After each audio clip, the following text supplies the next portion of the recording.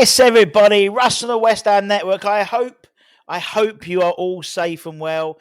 It's Manic Monday, as obviously Wednesday's the big day. The big man comes down the chimney, as the actress said to the bishop. Now, it is Hammers Headlines, Bosch, in association with the KUMB.com, with a bumper Hammers Headlines. I thought what we'd do is, because there was no youth team football, obviously over the weekend or until the new year, obviously, it was curtailed obviously earlier. Because of the sad passing of Oscar Fares, and a fantastic tribute by all the fans and the club on Saturday, in my opinion, very emotional. But I thought we'll put all the loan stuff together. There's not really much else academy news really, and some transfer rumours as well. So a bit of everything really. At lunchtime today, we did our a review of the Christmas calendar for West Ham. Obviously, lots of games coming up very, very quickly. And will it be a good or a Grinch Christmas? And I was very pleased and proud of the thumbnail I created. And obviously, this morning we spoke about Hakim Ziyech, the former Chelsea player, obviously currently at Galatasaray. We've been linked with him. I don't really think we need him, to be honest. So let's crack into it, shall we? I almost got it perfect. There we go. Let's start with some transfer rumours, shall we? According to reports yesterday, Tottenham and West Ham both had scouts present to watch Jan Bizek in action during Inter Milan's recent game against Parma. He provided an assist for Marcus Thuram as Inter beat Parma 3-1 at home, and the scouts apparently received glowing reports of the defender's performance. Having arrived at Inter Milan from German side Aarhus in July 2023. Jan took time to adjust to the pace and sort of the tactical demands of the Serie A football, but he's slowly but surely grown into a very important person and a very important squad player for the Nerazzurri last season. Ended up making 21 appearances from them across all competitions. This season, he's featured more prominently in Simeone Inzaghi's side, starting 7 of the 15 league games, and he's delivered some strong performances in the Champions League as well, most notably a 1-0 win against Arsenal at the start of November. He actually a week later then extended his contract until 2029, but that hasn't stopped the likes of West Ham and Tottenham apparently vying for his signature in January. Now, central defender, I think, is something we need in our shopping list, in our wish list to Santa Sullivan, Santa Steiden, and someone like Bizek would fit the profile, I think, of a West Ham type signing, but not necessarily the MO in terms of being coming to the end of his contract. So he'll cost a lot of money to get out of his contract. Whether that money is best spent elsewhere, particularly with this role, I think it's almost not necessarily a fourth choice centre half, but sort of a third, fourth choice. I think, for me, when all fit and no toe injuries, I think Kilman and Toribo, they're the two. Mavropanos is the sort of the cameo role, the understudy, but I think there's a possibility of getting a fourth person in there and them competing for that sort of first reserve berth. You've got Kalen Casey there, but I don't think he necessarily is ready to compete with Mavropanos for that sort of position. He's currently fourth, and he will be fourth. So it'll be interesting to see what happens with the centre half positions. Ideally, you want someone like Craig Dawson. That's what you want. You want like a Craig Dawson type player who's going to come in and he's going to just be reliable. He's going to be solid. Knows his place in the squad. But also, I think sometimes it's not bad having someone who's really good as well in terms of competing for that sort of starting berth over Kilman or over Toribo. But whether that money can be spent elsewhere, i.e. a forward, is probably meaning we probably will get someone who's more likely to be, not necessarily a veteran, but I think someone who's an experienced defender. We've been linked to the likes of Lindelof and stuff like that, but I think Lindelof would want to come to a side where he's going to start first team football. I don't think he'd get that at West Ham ahead of Kilman and Jean-Claire. Another player we've been linked with for a January move is the Man City attacking midfielder James McAtee.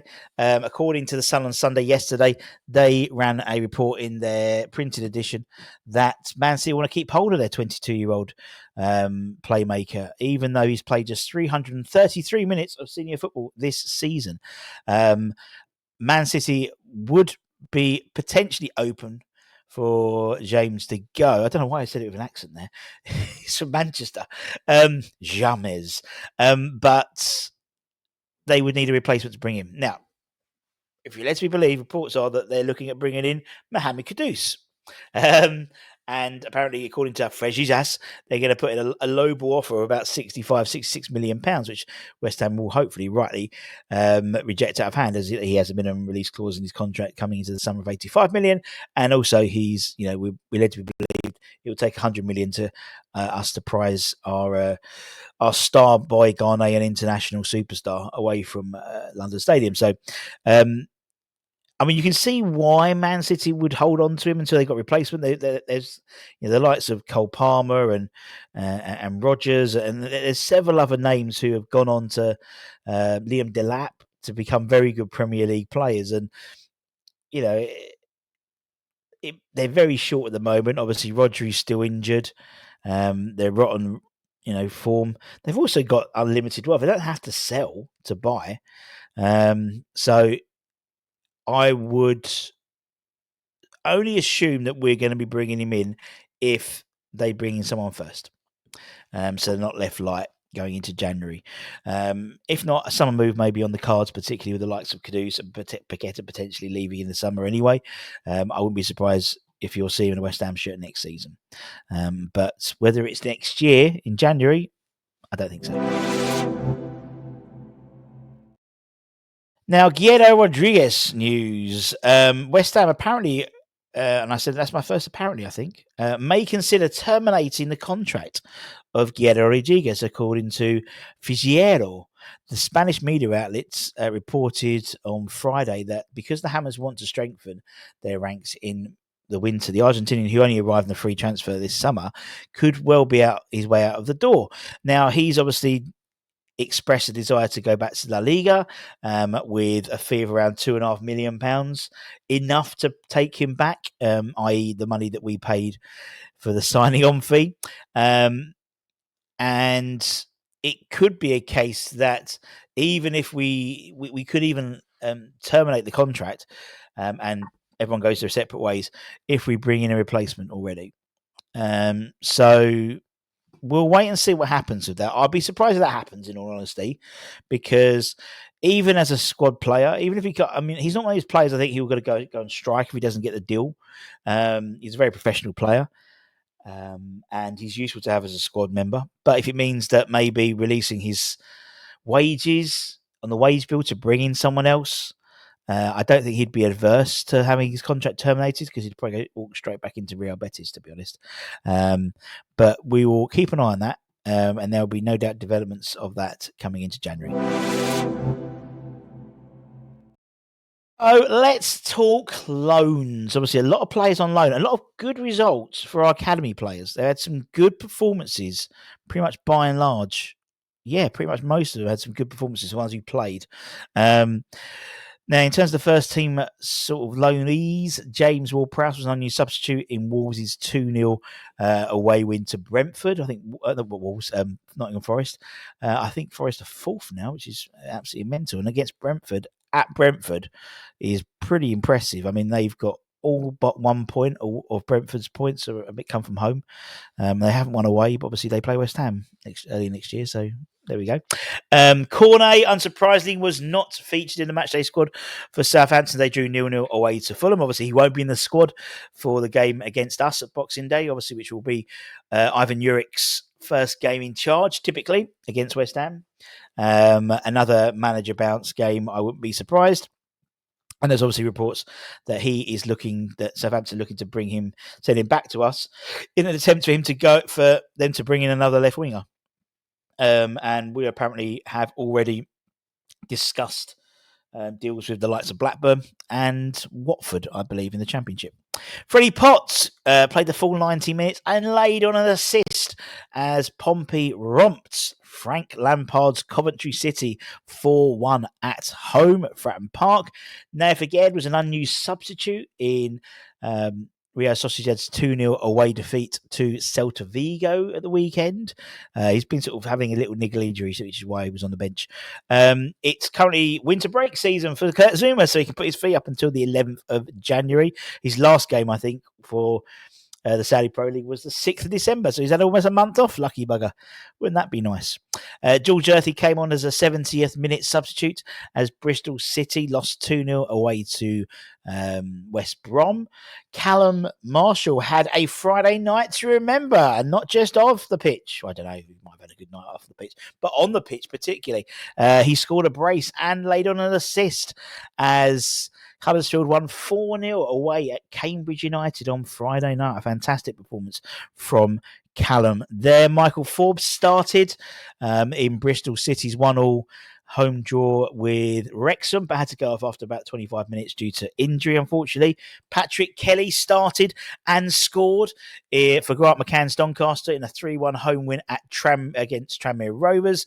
Gideon Kidoa was no spot in the matchday squad for him for Wycombe's game at the weekend.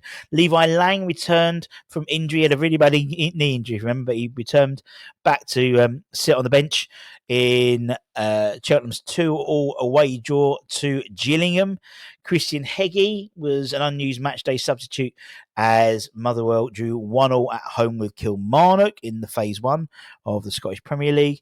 And Mason Terry played the full 90 minutes and kept a clean sheet as AFC Hornchurch drew 0-0 at home to Chippingham Town in the National League South. Lot to get through. And that's it, my friends. Thank you very, very much for your time, as per usual. Don't forget to give it a like, comment, share, all that good stuff. Keep an eye out, particularly on Christmas Day. We've got a lovely little video going out, which is in association with the Iron Supporting Food Banks as well. So all proceeds from that video go towards the food banks who've had a really, really good, I think it was almost like £900 they collected at the game against Brighton at the weekend, which was fantastic, which is double in terms of the pallet size, so that's fantastic. So almost a £2,000 pallet, I believe, which was absolutely brilliant. And yep, any other news, breaking news leading up? I think we might even have the Julien Lopetegui press conference tomorrow. We might do. I don't know what it is. It might be tomorrow. It should be tomorrow. Usually it's usually Tuesdays of, I don't know. Anyway, who knows? It's Christmas, isn't it? I get confused. When do the bins go out? Don't know. I have to check. Anyway, take care, stay safe, stay warm, stay humble, keep the faith, and see you guys very soon. Much love. Bye. Bye.